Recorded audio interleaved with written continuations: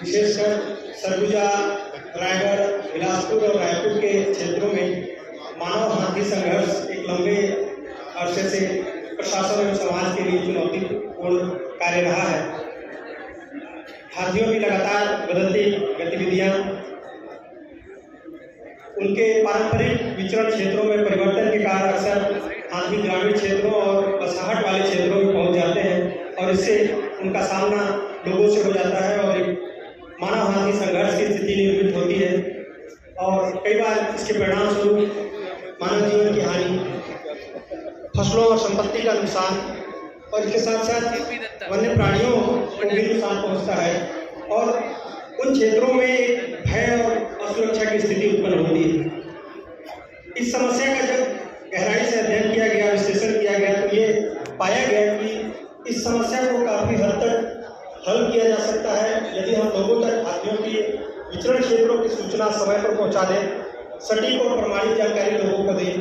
तो लोग सावधानी बरत सकते हैं और काफ़ी हद तक इस संघर्ष की स्थिति को, इस नुकसान को कम किया जा सकता है। और इसी आवश्यकता को पूर्ण करने के लिए कार्यक्रम हमारा हाथी हमारा वोट की संकल्पना की गई। हमारा हाथी हमारा वोट को प्रारंभ किया गया। वर्ष 2016 से लगातार ये कार्यक्रम जारी है। उद्देश्य स्पष्ट था, लोगों तक हाथियों के विचरण के प्रमाणिक एवं अद्यतन स्थिति समय पर पहुंचाना और लोगों को इसके बारे में जागरूक करना ताकि आवश्यक सावधानी बरत सके और जान माल की हानि को कम किया जा सके। आज इस अवसर पर मैं विशेष रूप से नाम लेना चाहूँगा इस कार्यक्रम को प्रारंभ करने में योगदान देने वाले तत्कालीन सीसीएम श्री के विशेष सर, आकाशवाणी अंबिकापुर के तत्कालीन कार्यक्रम प्रमुख श्री लखनलाल गौर सर आज हमारे साथ यहाँ उपस्थित हैं। ADP Shri MK. Sahu sir, मैं चाहूँगा कि आप सभी उनके लिए जोरदार तालियों से उनका अभिनंदन करें। उन्होंने महत्वपूर्ण योगदान दिया है और अंबिकापुर के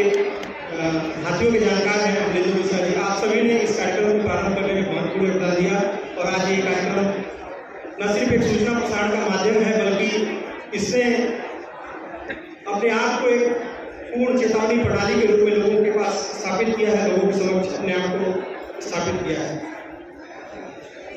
रेडियो को इस कार्यक्रम के लिए चुनना अपने आप में एक दूरदर्शी सोच था क्योंकि ग्रामीण क्षेत्रों में ये कार्यक्रम तो यहाँ पर रेडियो का एक और महत्वपूर्ण पहलू सामने आता है कि रेडियो केवल सूचना प्रसारण का माध्यम नहीं है बल्कि ये समाज और प्रकृति के बीच में संतुलन स्थापित करने में भी महत्वपूर्ण भूमिका निभा रहा है। हम सबके लिए ये गर्व का पल है कि गर्व की बात है कि माननीय प्रधानमंत्री नरेंद्र मोदी जी ने इस कार्यक्रम का उल्लेख इस कार्यक्रम की प्रशंसा अपने लोकप्रिय कार्यक्रम मन की बात में की और इससे ये सिद्ध होता है कि जब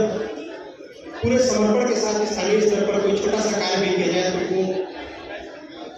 पूरे राष्ट्र के लिए प्रेरणा का स्रोत बन सकता है और किस प्रकार एक लोक सेवा प्रसारण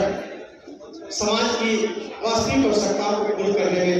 महत्वपूर्ण भूमिका निभा सकता है। ये कुछ श्रोताओं की प्रतिक्रियाएं हैं जो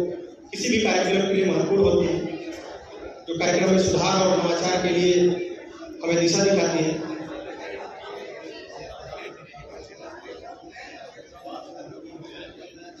अंत में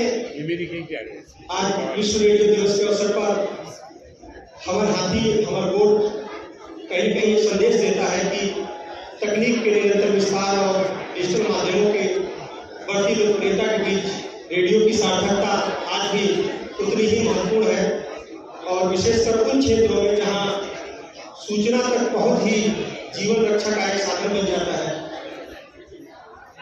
अंत में मैं यही कहना चाहूँगा कि जब प्रशासन, समाज और प्रसारक एक साथ समन्वय के साथ मिलकर कार्य करते हैं तो छोटा सा प्रयास भी बड़ा परिणाम लेकर आता है और हमारा हाथी हमारा वोट इसका एक जीवंत उदाहरण है।